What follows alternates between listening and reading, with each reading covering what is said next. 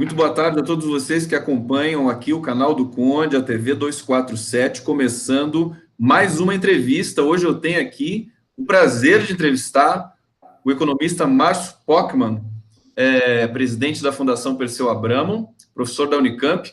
Tem aqui o currículo do Márcio, não é brincadeira. Márcio, primeiro eu quero saudar você e daí eu faço as devidas apresentações aí para o nosso público. Muito boa tarde a você e a todos os internautas que já estão chegando aqui para acompanhar essa entrevista. Como vai? Muito bem, muito obrigado pela oportunidade. Também quero saudar todos que estão nos acompanhando, parabenizar esse esforço, a dedicação que você tem feito de levar a opinião, as informações, as análises para o Brasil e o mundo. Márcio Pockmann.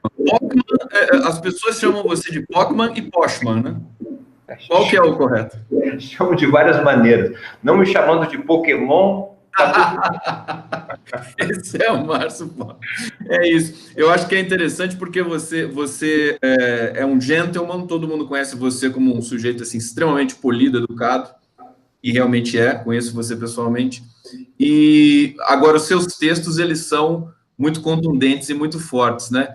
Então, quando os seus textos é o Pockmann, e você pessoalmente é o Pochmann, que é suave, né? Aquela coisa.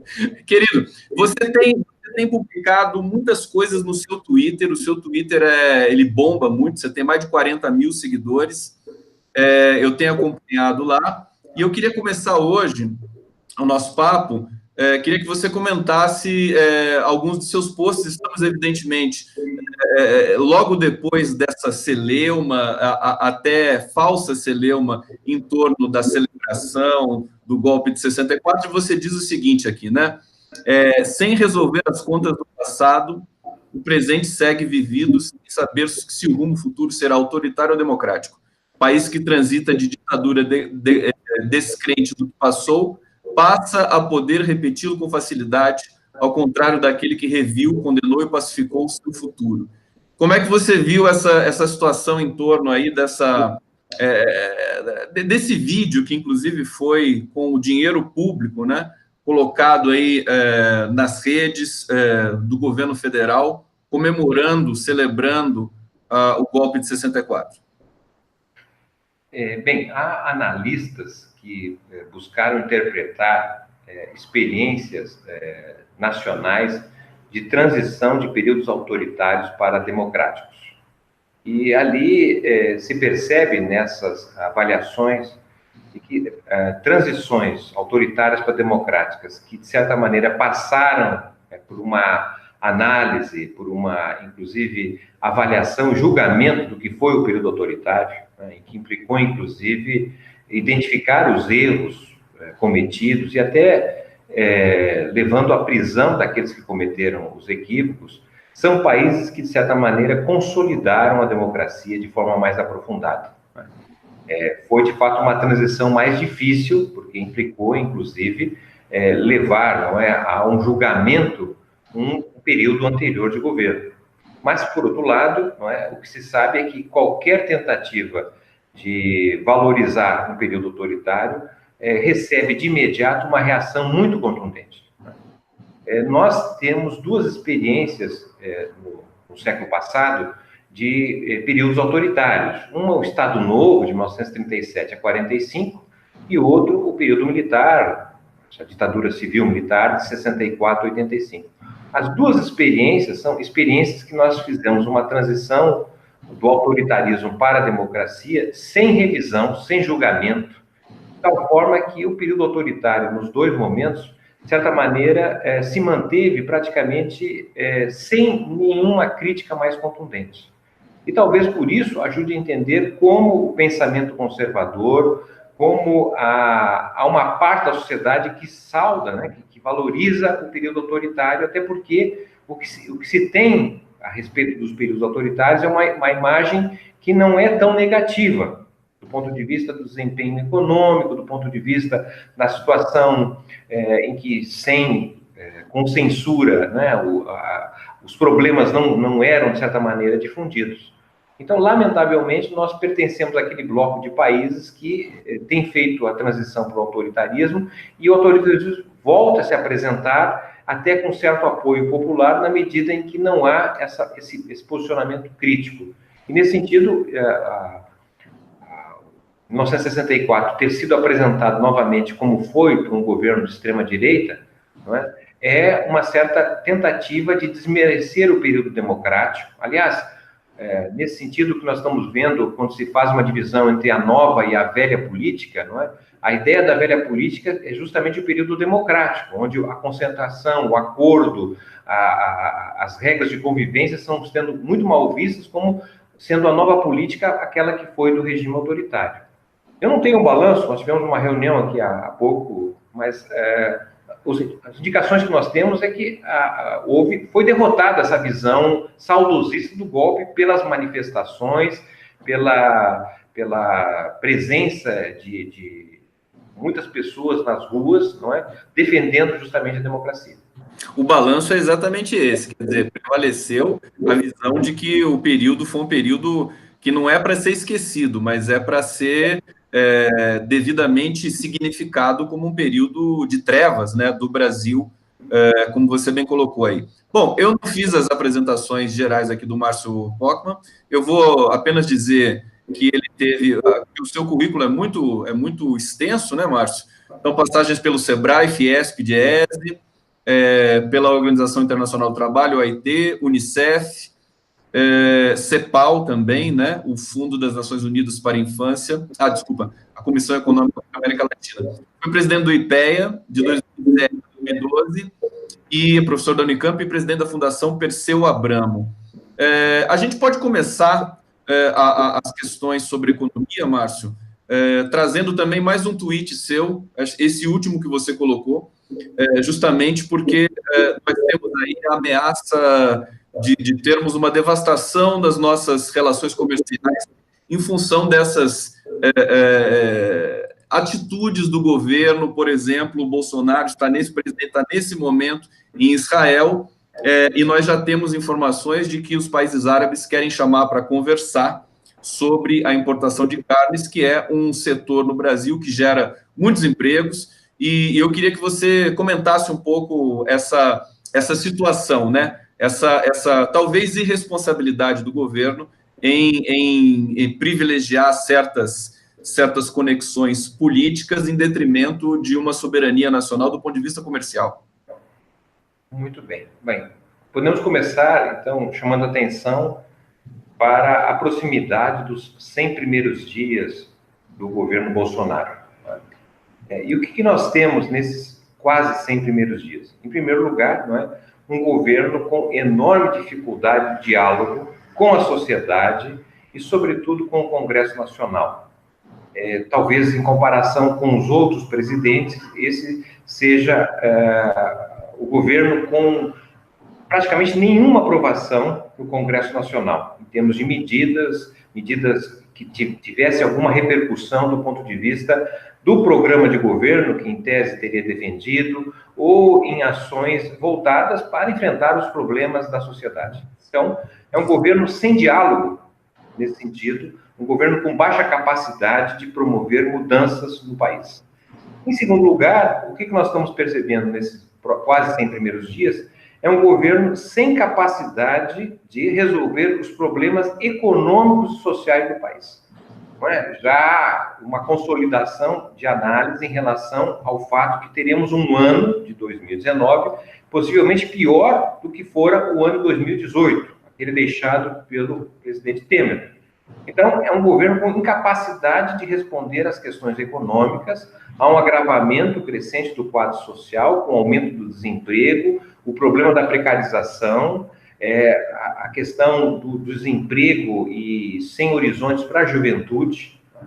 Então, quando você soma as duas coisas, um governo sem capacidade de diálogo, portanto, promover mudanças do ponto de vista político, né, e de leis, um governo sem capacidade de gerir a economia favoravelmente ao povo. O que esse governo está fazendo? Ele está, na verdade, usando a agenda internacional. Esse talvez seja o governo com maior ativismo externo nos seus 100 primeiros dias, comparativamente aos outros governos. Então, ele está usando justamente, a nosso modo de ver, não é? O ativismo externo com agendas nos Estados Unidos, no Chile e agora em Israel, cujo resultado das ações nos parece tênue, fraco, mas do ponto de vista de gerar a cisânia, do ponto de vista ideológico, tem servido para as tarefas de promover assuntos que, infelizmente, não trazem boas notícias aos brasileiros, porque, como você bem já mencionou, não é? Essas ações terão um impacto possivelmente desfavorável ao principal setor econômico do Brasil hoje, que é o agronegócio. Ele já tinha sido afetado negativamente pela viagem que fez o presidente Bolsonaro aos Estados Unidos em relação ao Brasil passar a importar trigo e leite, que são produtos que o Brasil tradicionalmente não importa, especialmente dos Estados Unidos. Então já tem uma lacuna, um problema sério. O fato também das declarações em relação à China, né, considerando agora esse novo diálogo entre os Estados Unidos e a China, que possivelmente vai passar a importar mais produtos que anteriormente comprava do Brasil, coloca problemas sérios. E essa questão agora bem recente em relação ao mundo árabe, ao mundo relacionado, então, a conflitos que nós tradicionalmente não tínhamos uma presença, e isso obviamente terá efeito negativo, eu diria assim, maior do que já teve em relação a uma atividade importante que é o agronegócio no Brasil. É um governo sem rumo, né, Márcio? Porque eles não apresentaram nenhum tipo de planejamento até aqui, são medidas erráticas, e aí, como você disse, quer dizer, prevalece a agenda internacional, acho que como fuga também, né? Bom, com base nisso, eu queria te perguntar a respeito do dado do desemprego que acabou de sair. Então, você tem aqui 13 milhões de pessoas, segundo a PNAD contínua do IBGE, né? Um aumento de quase 1 milhão de pessoas nesses 3 primeiros meses. Você tem outros dados, você sabe muito melhor do que eu, os mais discretizados, né? Por exemplo, o desalento, a subocupação. Como é que você vê esse quadro aí do desemprego agora, quer dizer, em meio a toda essa falta de articulação política? De fato, as informações que o IBGE divulgou agora recentemente são informações que mostram, na realidade, a dramaticidade do mercado de trabalho brasileiro. Né? Nós não apenas estamos com informações sem paralelo histórico recente, como é o caso desse indicador de subutilização do trabalho, ou seja, pessoas que até exercem alguma atividade, mas a jornada de trabalho é ínfima, não apenas cobrindo uma remuneração que a pessoa entenda como adequada à sua sobrevivência, portanto, ela está procurando trabalho. Né? Nós podemos dizer praticamente que temos quase a cada 3 brasileiros nessa situação. Então, a situação é gravíssima no Brasil. Nós nunca tivemos, em nenhum momento da história, uma situação como essa. Né? Mas também é preciso considerar que, no início de cada ano, nós temos um efeito que chama-se sazonal. Em geral, o mercado de trabalho ele começa o ano mais frágil, né, em virtude da dinâmica mais acelerada do final do ano. Então, temos esse elemento estrutural, né, o país que está entrando no seu 5º ano sem crescimento econômico. Né, sem crescimento econômico não há receita que permita os estados e a própria União arrecadar mais, não há melhora na renda das famílias e muito menos um horizonte favorável para investimento do setor privado. Então, o desemprego revela justamente essa ausência de expectativa e um quadro em que, na verdade, nós teremos uma polarização crescente da sociedade em função da situação do mercado de trabalho brasileiro. Agora, há pouco tempo, o Sérgio Moro, o Dallagnol e o participaram de um debate no Estadão. Eu quero encaixar isso nessa discussão do emprego e da economia, porque é o seguinte, eles disseram que o retrocesso no combate à corrupção prejudica a economia. E aí, se eu entendi bem, quer dizer, se nós pegarmos os últimos 5 anos de economia, a economia brasileira teve aí um período bastante, quase que de recessão, né? Em que a Lava Jato esteve atuando, quer dizer, parece que ela caracterizou um retrocesso no combate à corrupção. Eu queria que você comentasse impactos, né? Impactos dessa natureza para a economia brasileira. É fato, quer dizer, que a Lava Jato prejudicou a economia brasileira? Bem, não é minha área, eu não sou jurista, sou economista. Mas não há dúvida, não é, que as ações da Lava Jato, né, são ações que, pelo menos olhando os últimos anos, são ações que apontam muito mais para os efeitos do que as causas da corrupção no Brasil. Né? Então, ao atuar sobre os efeitos, pode até dar o sentido de combate à corrupção, mas na prática, eu diria assim, concretamente, o Brasil está longe, eu diria assim, de superar os problemas que são evidentes, uma vez que estamos vivendo uma fase do capitalismo que a corrupção é parte constitutiva da competição. Por quê? Porque, na verdade, você tem cada vez mais grandes empresas, poucas e grandes empresas, que se utilizam deste elemento como um mecanismo de competição, de vencer licitações e assim por diante. Não é? Na medida que o governo faz uma licitação, qualquer governo, federal, estadual, municipal, uma licitação de obras públicas, e você tem poucas empresas competindo, é natural, muitas vezes, que elas acertam os preços ou a divisão da participação na licitação previamente. Né? Então, preciso compreender que, na realidade, as ações que estão sendo feitas são muito mais sobre os efeitos e não sobre as causas.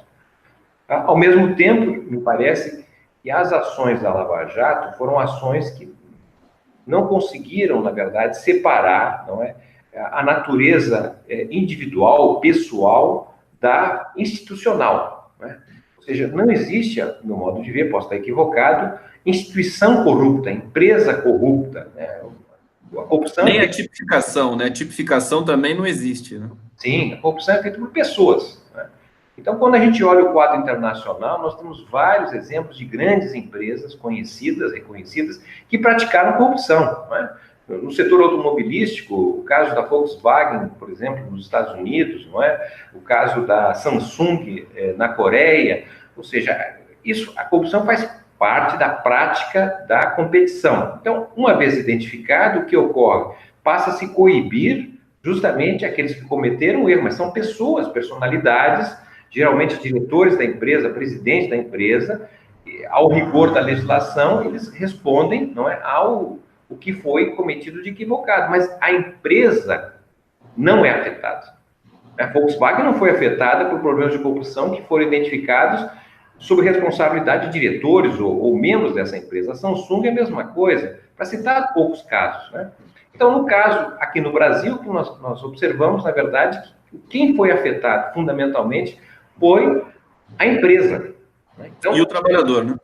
Exatamente, por consequência, o trabalhador, porque na medida em que você, na verdade, atua em relação às empresas, por exemplo, o setor das empresas da construção civil, né? O Brasil tem toda uma engenharia que foi desenvolvida ao longo do tempo, de grandes obras. Isso não se faz com pequena iniciativa, são grandes obras. Ali é um acúmulo de engenheiros, de trabalhadores, não é? A tecnologia nacional. E quando você afeta a empresa, na verdade, você tira ela do mercado, há uma destruição que, por consequência, implica perda de empregos, né? Perda de dinamismo e capacidade de responder a situações nas quais nós vivemos no Brasil. O Brasil é um país em construção.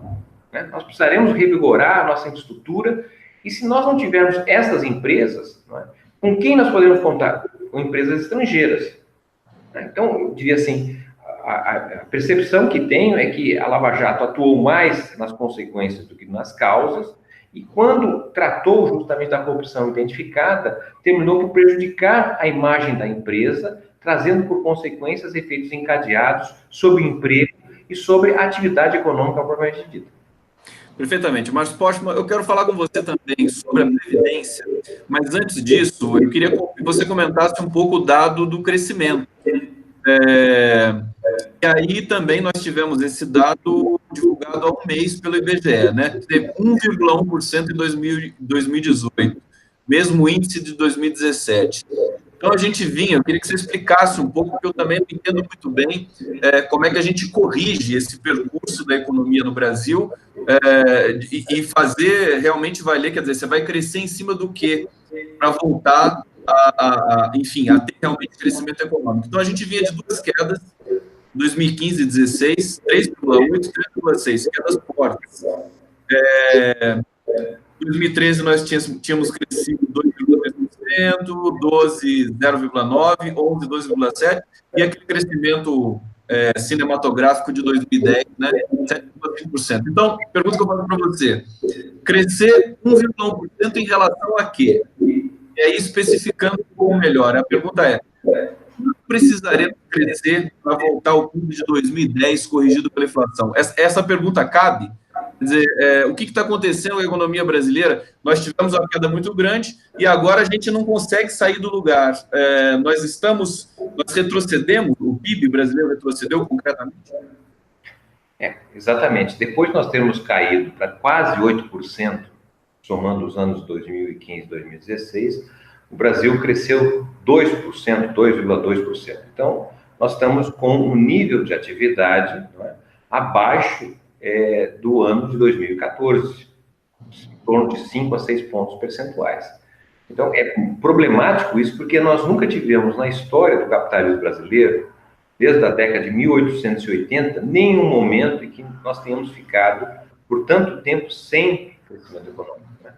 Eu diria assim, o Brasil já era conhecido por ter o voo da galinha, aquela história toda. Quer dizer, agora é pior ainda do que isso, né? De fato, nós estamos para completar a primeira década perdida do ponto de vista econômico nos anos 2010. Nós tivemos uma década perdida na década de 1980, né? Crescemos um pouquinho, mas muito pouco nos anos 90, e tivemos um salto nos anos 2000, né? E agora estamos com essa situação dramática do país. Né? O que é importante assim registrar é que não apenas a ausência de crescimento econômico, porque, veja, o Brasil está sem nenhum dinamismo que possa puxar a atividade econômica.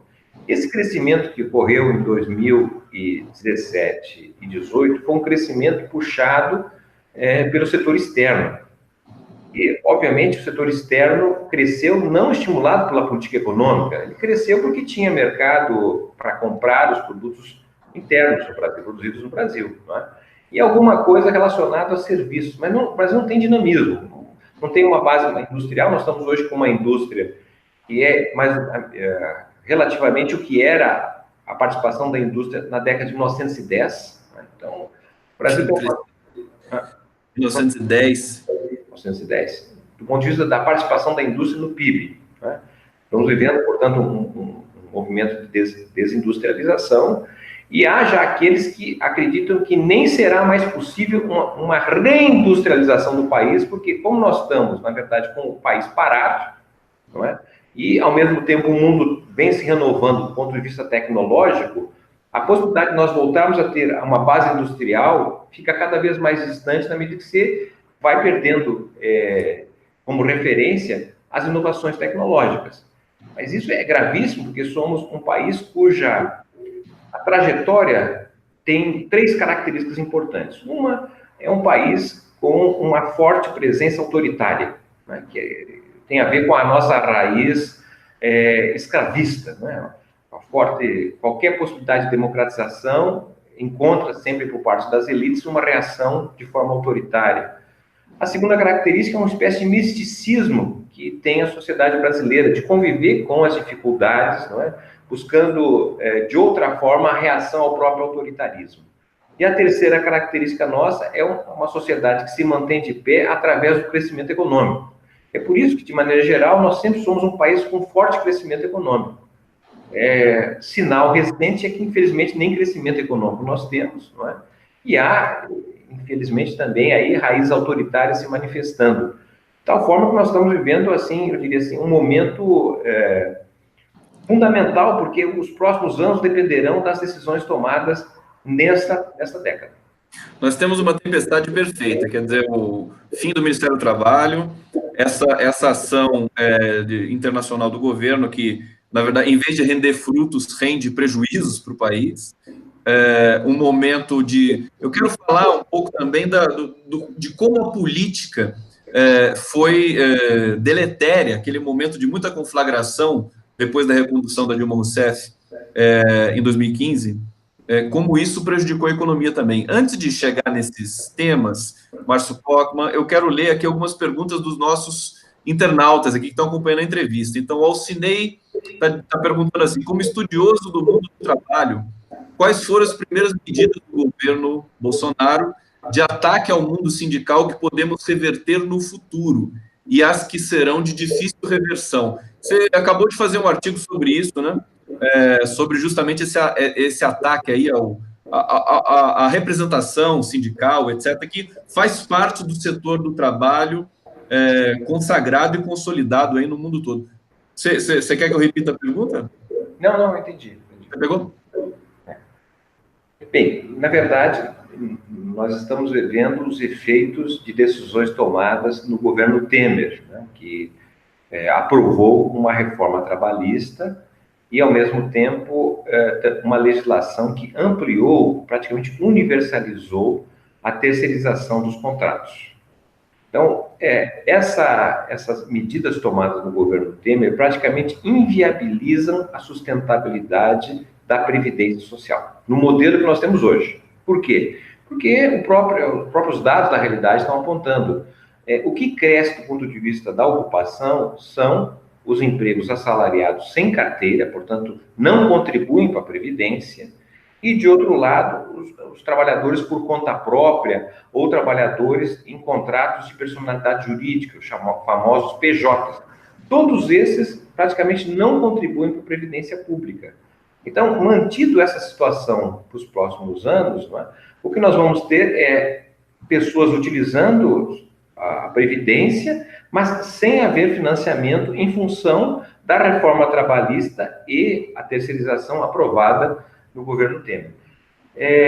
E, simultaneamente, a própria reforma trabalhista inviabiliza, de um lado, a própria justiça do trabalho e as instituições de representação de interesse em função da ausência de financiamento. Então, nós estamos assistindo, na verdade, à desconstrução, desmoronamento do sistema público de relações de trabalho. A proposta feita agora pelo governo Bolsonaro, né, que se diz que a nova Previdência, no fundo, pelo menos eu parto da ideia, que não se trata de uma nova Previdência, mas, na verdade, se trata de uma mudança, uma reforma, assim que dá para dizer, no sistema, nas relações de trabalho. Porque embutido, não é, a ideia da capitalização da Previdência, que está na proposta apresentada, vem automaticamente a ideia do contrato da carteira de trabalho verde e amarela, que é uma carteira de trabalho sem nenhum direito. Ou seja, o direito do trabalhador ele vai ter que construir através da capitalização da Previdência, através do pagamento, não é, de um fundo que poderá vir a financiar a sua situação de inatividade daqui a alguns anos. Como vivemos num país em que o pobre está sempre descapitalizado, jamais poderá ele contribuir para a Previdência. Então, ele vai usufruir, entre aspas, né, de um acordo, de um contrato de trabalho que não tem direito algum. Então, é o fim de qualquer possibilidade de você ter uma previdência tal como se conhece até os dias de hoje no Brasil, né? E, paralelamente, agora vem esse ataque mais drástico às instituições de representação de interesse dos trabalhadores no setor público, né, que impossibilita o desconto em folha. É uma maneira justamente de compreender que o trabalho, né, não melhor dizendo, o trabalho seria uma mercadoria como outra qualquer. O trabalho é igual a banana, laranja na feira. Laranja e banana não tem sindicato, não tem direito do trabalho. Portanto, a ideia é de fazer com que nós retroagimos no tempo, passemos a voltar o que eram as relações de trabalho até o final dos anos 1920. Até 1920 você não tinha direito especial para trabalhadores, não tinha direito do trabalho, não tinha justiça do trabalho, não tinha Ministério do Trabalho, né? Não tinha sindicato reconhecido, financiamento do sindicato, não tinha Previdência Social. Então, é um processo de retrocesso gigantesco ao qual nós estamos sendo submetidos. Você escreveu um artigo recente para o GGN justamente sobre isso, quer dizer, você faz um estudo muito sofisticado e delicado sobre as origens da Previdência, de 200 anos para cá, né, a questão, e daí também a questão também do conceito, né, chamar de Seguridade Social, e eu recentemente conversei com o Índio, o Edson Índio, que é secretário-geral da Intersindical, e nós comentamos que a discussão sobre a Previdência é um dos temas que exigem a maior capacidade civilizatória e de humanidade, né, dos interlocutores, porque trata-se da extensão total da vida humana. E realmente é uma questão muito delicada e que, evidentemente, esse governo não está dando a devida atenção do ponto de vista técnico, né, do ponto de vista de dialogar com a sociedade, porque já é um governo que não gosta de dialogar. Você coloca no seu artigo, deixa eu recuperar aqui um trecho, que é importante a gente falar. Então, você diz assim: foram constituídos em diversos países esquemas de aposentadoria e pensão que viabilizassem a inatividade do trabalho heterônomo para os trabalhadores para situações previstas antecipadamente. Você diz depois que, depois da Constituição de 1988, a gente consolidou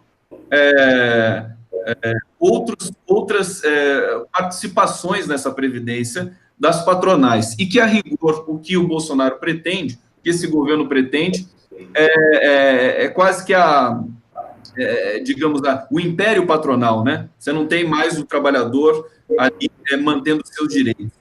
Para a gente fechar o assunto da Previdência, analisando a conjuntura política, você acha que ela tem chance, nessas condições, diante de um Congresso que é heterogêneo, a sociedade brasileira ainda começando a entender um pouco melhor o que está acontecendo nesse momento em Brasília, dela ser aprovada? Pois é, eu entendo que o que nós temos no Brasil não é um sistema de financiamento para pessoas idosas, né? Na verdade, a Previdência tem um papel muito mais amplo e envolve a sociedade como um todo, né? Basta dizer que até os governos militares, né, os recursos para a chamada Previdência Social ficavam entre a sexta ou sétima rubrica mais importante do orçamento. Com a transição para a democracia, com a Constituição de 1988, que estabeleceu, então, não mais uma previdência, mas uma seguridade social, porque a ideia de previdência é cuidar das pessoas com mais idade, que já cumpriram um requisito de trabalho e contribuíram com a previdência, etc. e tal. Com a seguridade social, é uma outra visão, é um outro modelo, é um modelo inglês e não mais o alemão, cuja preocupação do Estado é com o nascimento até a morte. Por isso que a Previdência ela se dissolve nesta concepção mais alargada, não é, de saúde, assistência social e aposentadoria e pensão.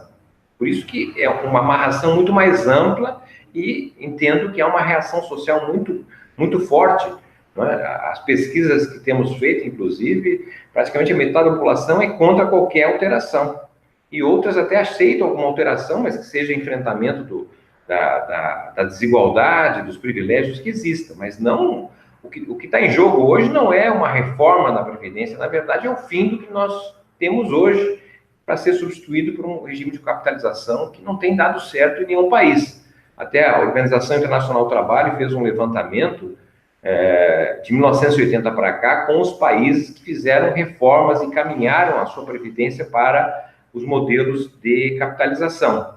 De cada 3 países que fez mudanças nesse sentido, 2 já voltaram, porque identificaram que não há saída viável por regimes desta natureza. O que eu quero chamar a atenção, então, é que nós tínhamos uma previdência até os anos 80, nos governos militares, que era o recurso envolvido, representava lá o 5º, 6º ordem de grandeza no orçamento.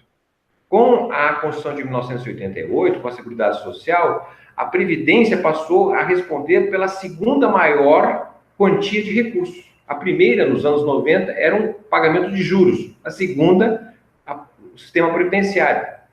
Nos anos 2000, a Seguridade Social, a Previdência, passou a ser a primeira.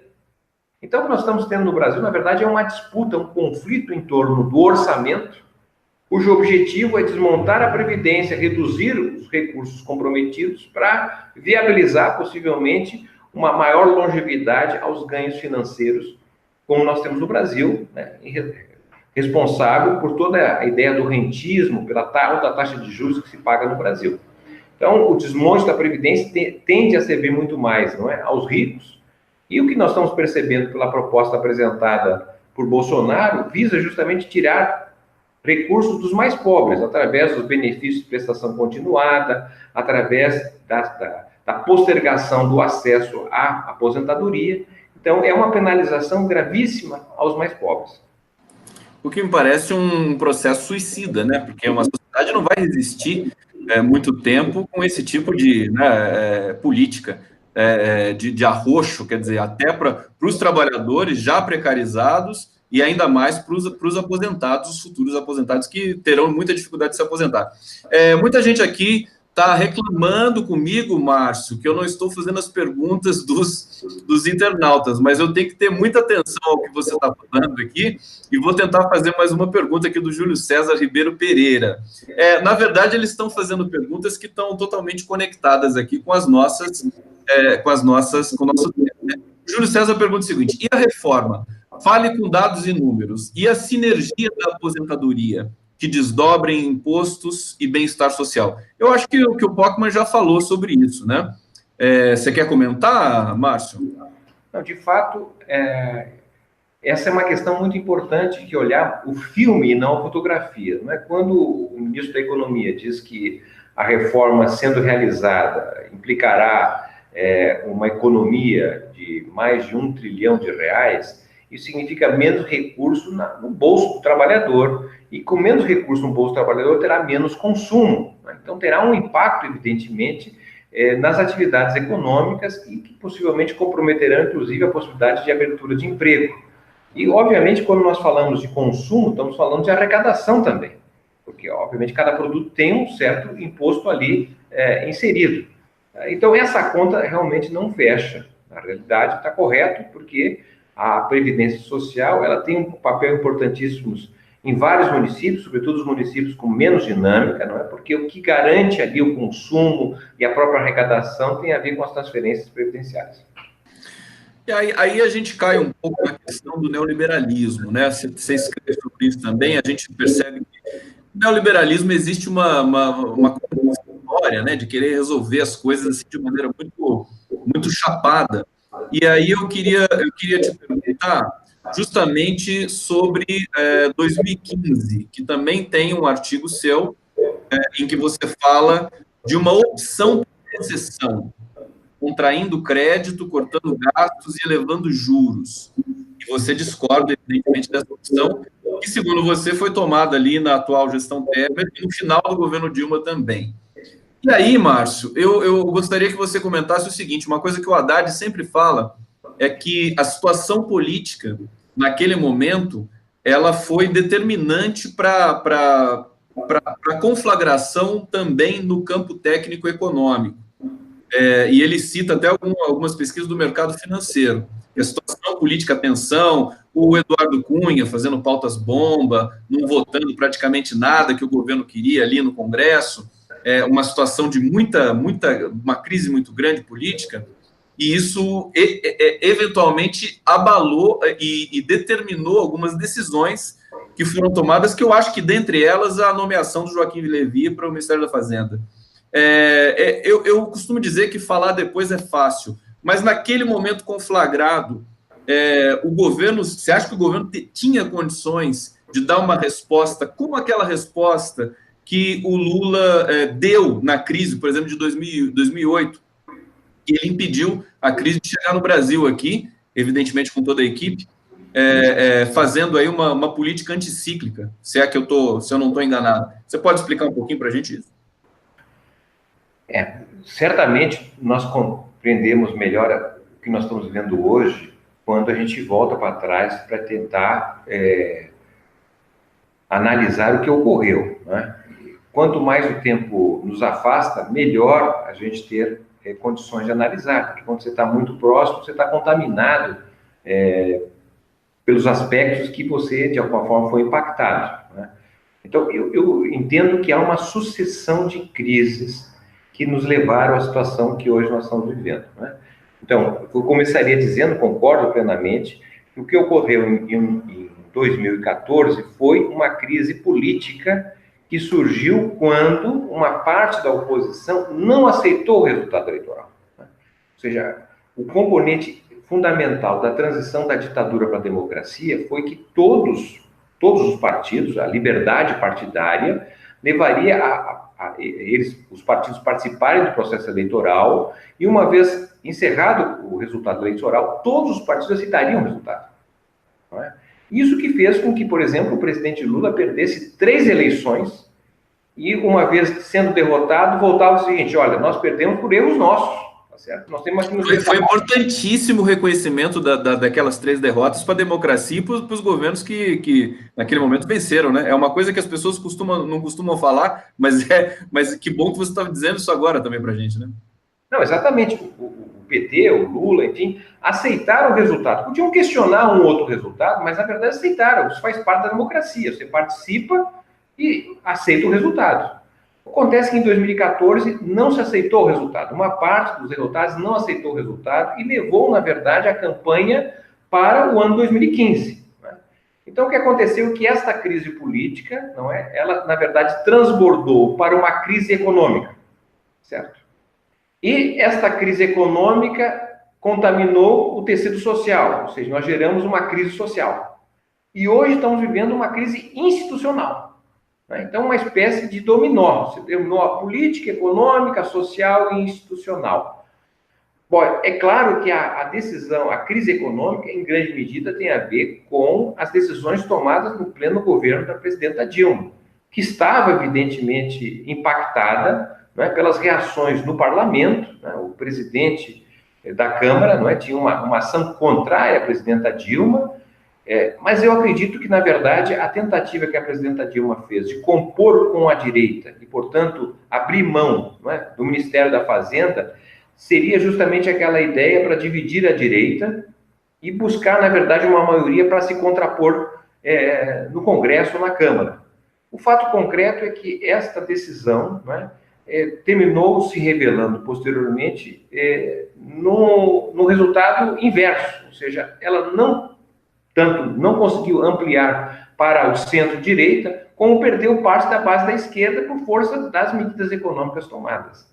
Então, acredito que foi um equívoco, é mais fácil falar agora, tá certo? Embora nós, no final de 2014, nós, junto com uma série de outros economistas... Eu lembro de você falando sobre isso naquele momento. Um documento ressaltando os riscos de uma decisão desta, porque essa foi a terceira recessão provocada, não é? Desde 1980. E todas as recessões que ocorreram, de 1981 a 83, de 90 a 92 e de 2015 a 2016, os governos caíram. Certo? Então, de 1981 a 83, o regime militar, Delfim Neto, protagonizou uma recessão que imaginava ser suficiente para buscar, através da saída da recessão, uma vitória no colégio eleitoral. Em 1985, com Paulo Maluf. E o regime militar caiu no próprio colégio eleitoral. Depois nós tivemos a recessão provocada pelo presidente Collor, que durou 2 anos e pouco e sofreu o impeachment. E na terceira, a experiência da presidenta Dilma. Não estou dizendo que a recessão foi responsável pelo impeachment, porque acho que foi um golpe, na verdade, mas não há dúvida que a recessão enfraqueceu a sua base de apoio. Mas é impressionante realmente como se repete esse formato, né? Márcio, eu queria trazer uma questão que para mim está interligada aí, que é uma coisa que em geral não se comenta muito, que são esses grandes eventos que vieram para o Brasil, Copa do Mundo em 2014, Olimpíadas em 2016. Além de ter provocado um problema emocional nas pessoas, né? Tá investindo no evento e não nos hospitais, quer dizer, você tem uma conflagração assim social da percepção também do evento dentro do país. Eu queria que você comentasse se esses eventos podem ser estopim de uma espécie de um problema na nossa economia. Né? Você ter tantos investimentos em tantos estádios, por exemplo, a Copa do Mundo, é muito dinheiro envolvido, nas Olimpíadas também. Você acha que tem alguma relação desses, que são os 2 maiores eventos do mundo, né? Que vieram para o Brasil, tão de uma maneira assim, muito em cima da outra, quer dizer, 2014, 2016, e justamente nesse momento que a nossa economia começou a cambalear. Você acha que tem uma relação, uma coisa com outra? Não, eu acredito que a decisão de atrair para o Brasil. Não estou falando da decisão de trazer o evento, estou falando da realização concreta mesmo, quer dizer, de como é complexo, né, esse tipo de grande evento num país como o Brasil. Desculpa, pode falar. Não, perfeito. Eu só ia, na verdade, retomar que as decisões tomadas previamente, né, de fazer um evento dessa natureza, elas não necessariamente estão relacionadas ao desempenho da economia, né? O Brasil, por exemplo, foi palco da Copa do Mundo em 1950, né, quando nós estávamos numa situação também nada assim tão favorável, né? O Brasil construiu com grande dificuldade estádios para poder recepcionar esse evento. Mas eu diria assim, isso reafirmou uma preocupação que se tinha dos governantes da época em relação à autovalorização do brasileiro. Então, teve um fenômeno, um aspecto para além da economia, né? No caso nosso, mais recente, eu diria assim que, na verdade, nós ingressamos nesse circuito de grandes eventos esportivos numa situação de baixa da economia internacional. Nós tivemos, vamos lembrar aqui, o golpe, a crise, a depressão praticamente em 2008, estamos entrando no 11º ano, depois de 2008, sem que a economia internacional tenha se resolvido, né? Então, teve ali em 2008 uma crise dramática que foi basicamente estimulada a partir dos Estados Unidos. Em 2011, 2012, nós tivemos um segundo repique desta crise, mais ou menos estimulada pela situação europeia, né? E a situação de 2015, 2016 pegou o Brasil em outros países também.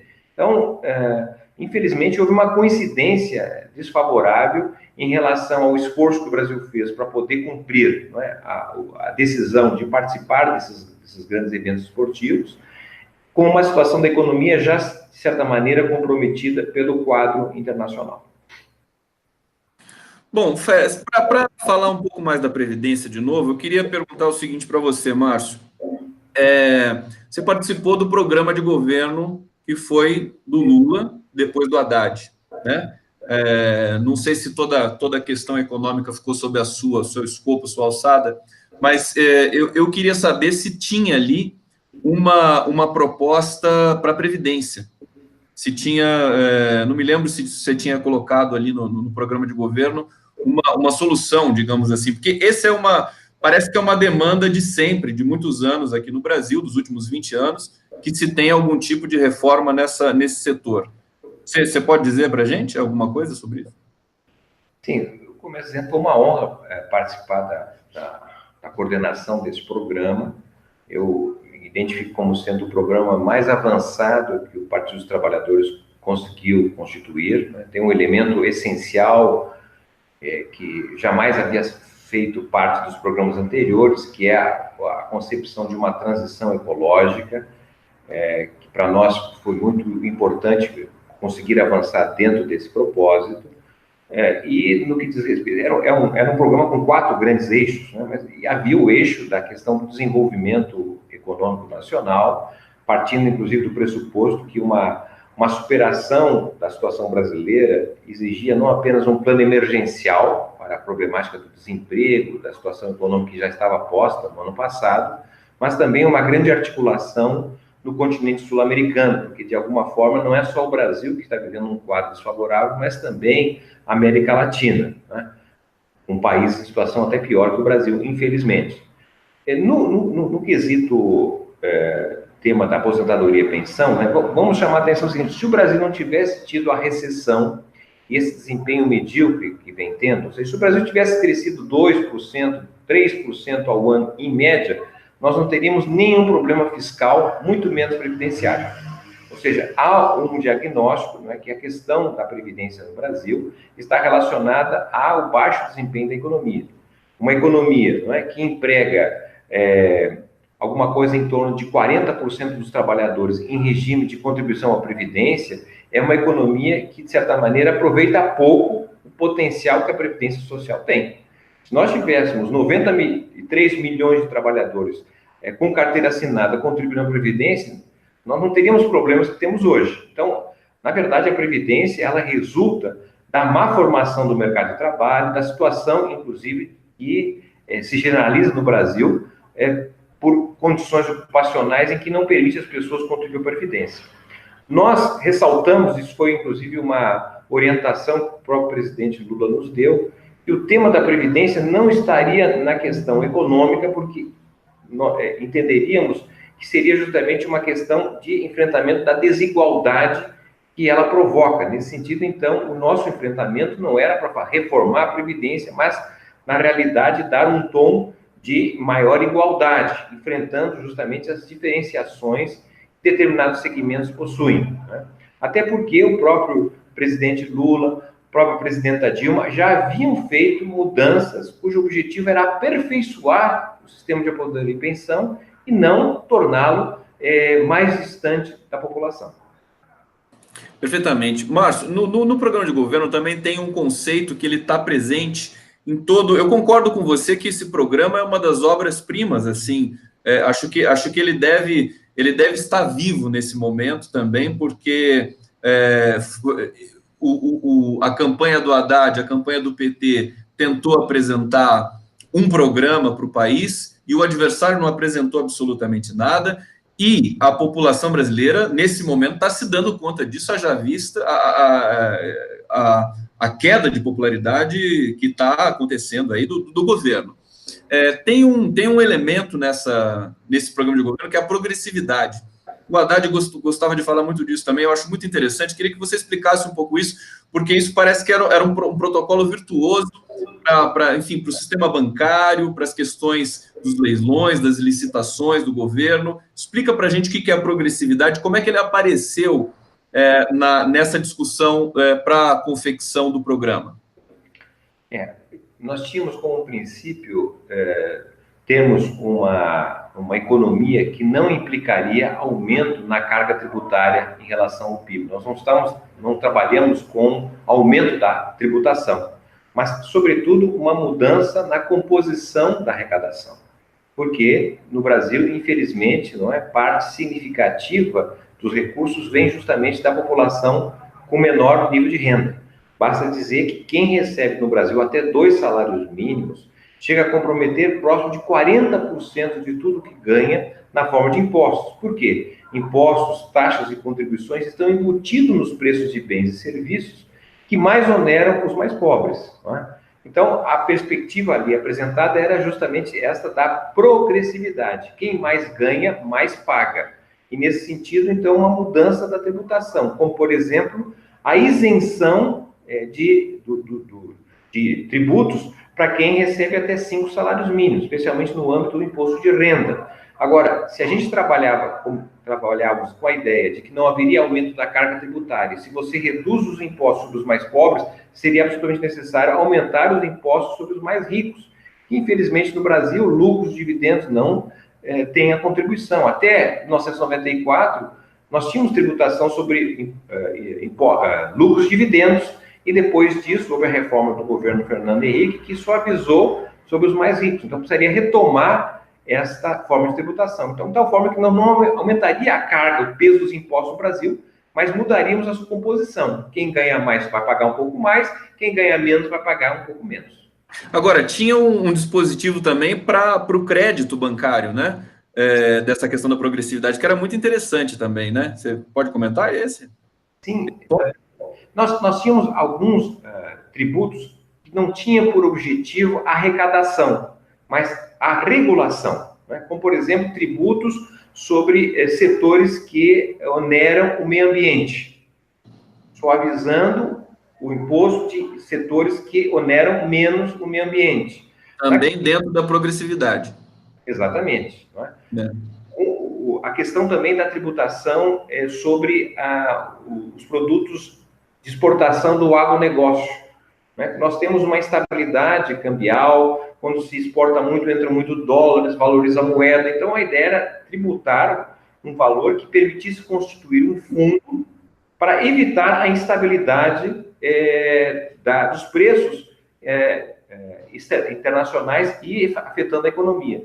E na questão do crédito também o objetivo era estimular a competição, né? Tributando justamente quando a taxa de juros fosse acima de um determinado patamar. Márcio Postman, nós estamos chegando aqui ao fim do nosso papo.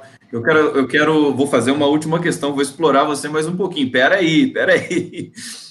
Eu tô muito feliz aqui porque você está explicando para mim e para o nosso público com tanta delicadeza. Quer dizer, sabe que eu não sou especialista, nosso público também é público que está aqui, que é muito ativo, que procura se informar, mas eu tô assim realmente muito feliz com a clareza das explicações sobre as questões econômicas, que não é trivial de se explicar isso para a população, né? Isso é um talento do Lula em especial também. Ele sabe explicar as questões da economia, da macroeconomia, das questões mais complexas, e traduzir isso em língua de gente para o público poder acompanhar a discussão.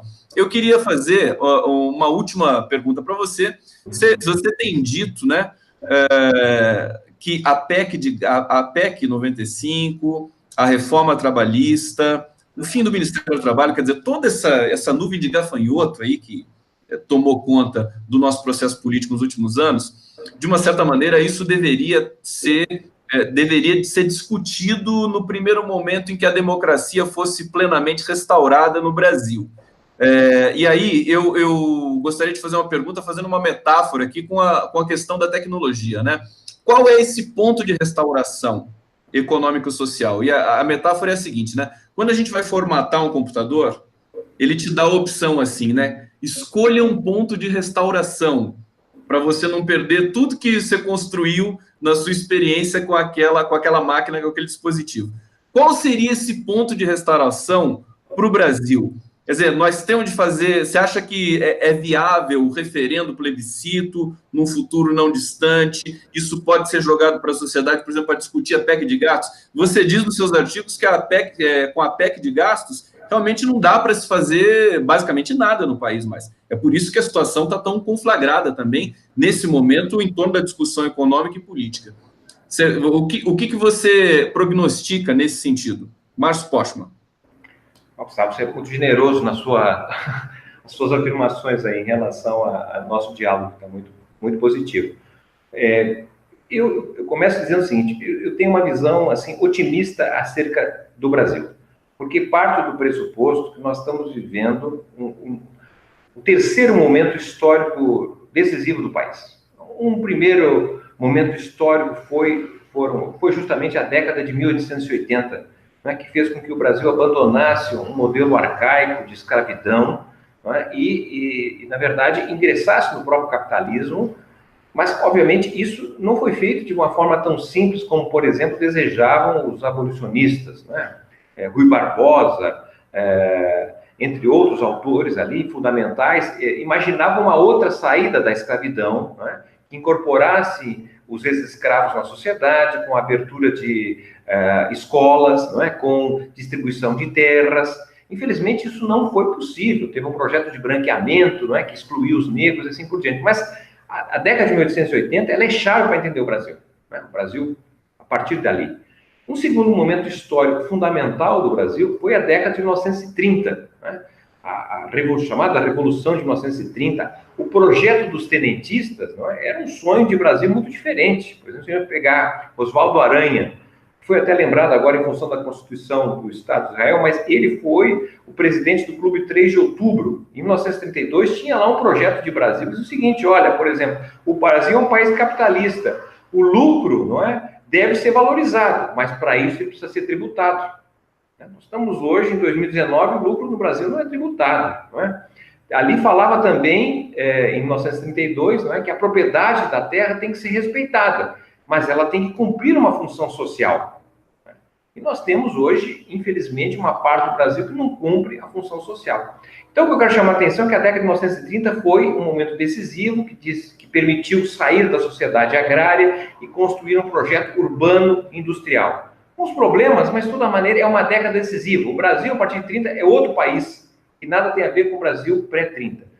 A meu modo de ver, estamos vivendo um momento decisivo no país, nesse sentido, né? Ou seja, de um lado, o que nós temos, né? Digamos assim, a crise mais grave que o país viveu, a derrota mais grave da esquerda desde 1964. Em 64, nós tivemos uma derrota estratégica né? Porque não sobrou quase nada da esquerda, foi presa, teve que sair do Brasil, morta e assim por diante. Criminalizada, né? Exatamente. Nós tivemos agora uma derrota que eu não acredito que é estratégica, é uma derrota tática. Certo? Nós ainda temos partidos de esquerda, temos ideias, temos propostas, estamos nas ruas, estamos de cabeça erguida disputando um quadro dramático. Né? Então, o que eu quero chamar a atenção é que esse momento histórico em que nós estamos decidindo o que vai ser o Brasil dos próximos anos, parte da ideia é que nós estamos perdendo o jogo, tá certo? Estamos perdendo o jogo, mas nós podemos virar esse jogo. E essa virada depende da gente não baixar a cabeça, de nós não desistirmos. Nós temos clareza, né, da oportunidade histórica que nós temos de escrever o Brasil com outras mãos. E para isso é a dedicação, o trabalho que você vem realizando, né? Esse diálogo, essa difusão do conhecimento, e é uma luta contra os grandões aí da imprensa, tá certo? Mas nós não vamos baixar a cabeça, nós temos a grande possibilidade de reconverter o Brasil. E eu acredito nisso, é isso que eu coloco o meu esforço, o que eu tenho de melhor, nessa perspectiva de construir um Brasil diferente. Então, não é possível, obviamente, com a emenda constitucional 95, que praticamente reduz os investimentos na área social, né? Isso nos levará a um país muito pior do que nós já fomos, né? Então, nós precisamos reagir a isso. E reagir de forma inteligente, reagir de forma democrática, reagir mantendo a esperança de que nós vamos dar uma resposta daqueles que outros tentaram dar no passado e não conseguiram, mas nós não vamos abrir mão dessa perspectiva. Márcio Pockmann, que bom ouvir você nesse tom. Acho que estou muito feliz aqui de conversar com você. A questão da emocionalidade política do país, ela tem de estar realmente contraída nesse momento. Acho que você coloca realmente uma nova perspectiva, porque se em 64 a esquerda foi dizimada naquele processo de perseguição muito forte, embora a esquerda tenha sido perseguida também hoje no Brasil, mas os partidos estão aí, vivos. O PT é o partido mais popular do país, está com a maior representação no Congresso, na Câmara. Então, acho que você tem toda a razão de que o segmento progressista democrático deve fazer sem querer inventar a roda, né? Mas simplesmente praticar a política que sempre foi feita no Brasil democraticamente, sob a inspiração do Lula, que realmente, nesse sentido, inspira todos nós. Eu quero te agradecer imensamente por essa entrevista, Márcio Pockmann, e deixar aqui também para que a gente volte a se encontrar e que não demore muito para a gente se encontrar, tanto numa entrevista ou pessoalmente aí em São Paulo. Querido Márcio Pockmann, um grande abraço para você. Muito agradecido. Seguimos juntos.